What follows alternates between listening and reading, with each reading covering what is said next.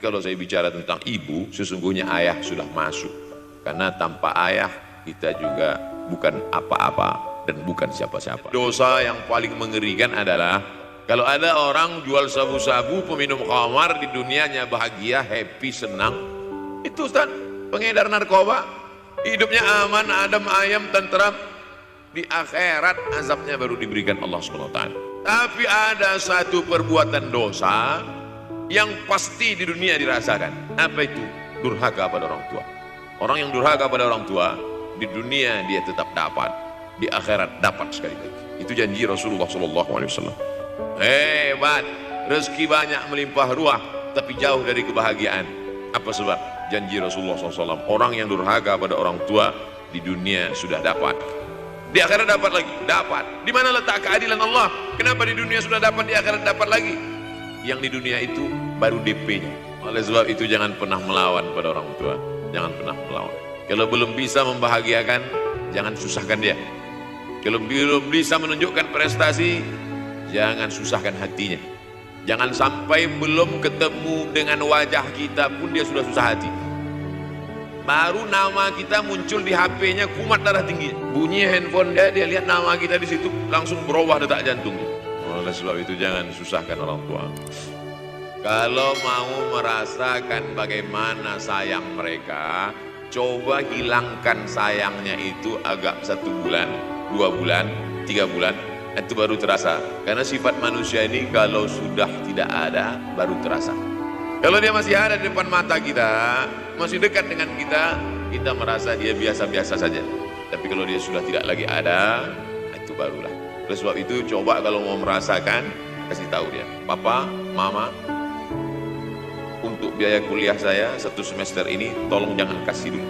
Saya mau jual koran dulu. Saya mau kerja di Dorsmer dulu. Saya mau kerja loper dulu. Saya mau susah-susah dulu.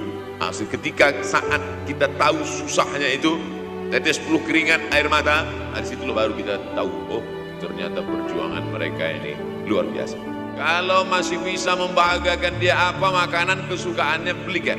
Suka makan apa dia, belikan. Itu yang dia inginkan. Andai kita gendong dia dari Yogyakarta berangkat ke kota Makkah, sampai di Makkah tawaf 7 putaran, dari Sofa ke Marwah, pulang lagi ke Jogja, belum tentu dapat membayar sekali teriakan dia saat mengeluarkan kita ke alam dunia. Walaupun dia sudah meninggal dunia, makanya kita tetap membaca walaupun dia sudah masuk liang lahat.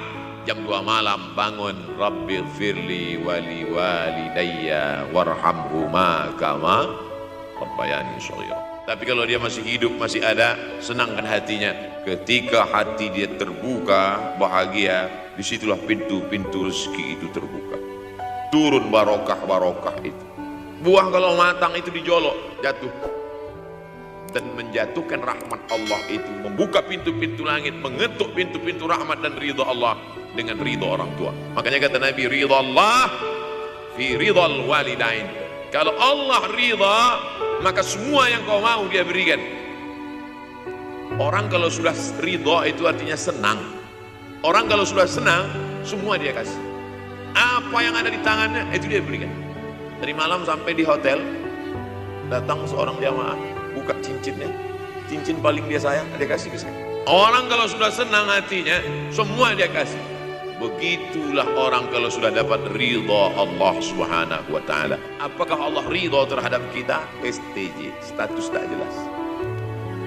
Cara mendapatkan ridha Allah, pancing dengan ridha orang tua. Senangkan hatinya, terbuka pintu rezeki. Makanya sulit hidup kita, sempit. Dari kerut kening kita udah kelihatan. Kenapa?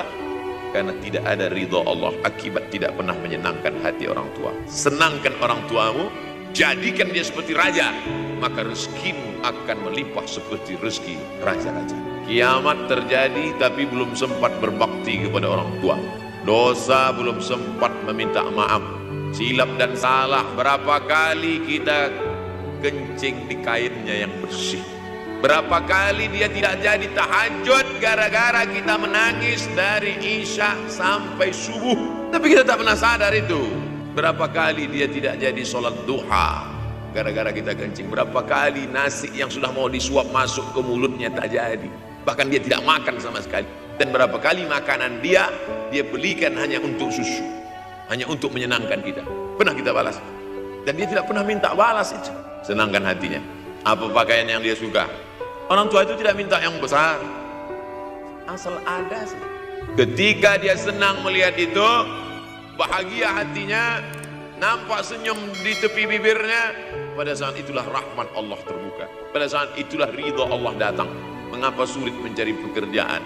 Mengapa payah mencari penghidupan? Salah satu yang mempersempit ridha Allah itu adalah karena tidak berbakti kepada orang tua. Kalau dua-duanya sudah tidak ada, Pak Ustadz, masih ada keluarga. Ada keluarga.